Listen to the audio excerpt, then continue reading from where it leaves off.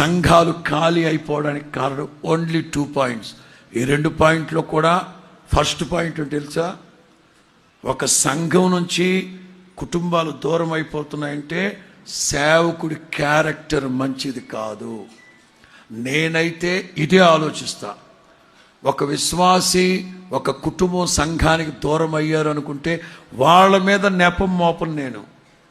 సేవకుడి క్యారెక్టర్ బాగలేదేమో. రెండో పాయింట్, సేవకుడు వాళ్ళని పోషించలేకపోతున్నాడు, ఉపదేశంలో మంచి వర్తమానాలు చెప్పలేకపోతున్నాడేమో.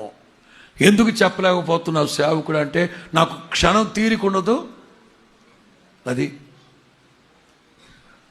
నాకంటేనా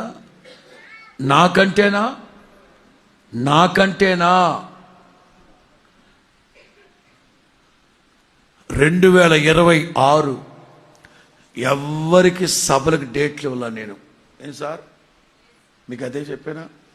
2026 నేను ఎక్కడికి వెళ్ళట్లేదు, ఒక్క మీటింగ్కి కూడా వెళ్ళను. నా ప్రభుతో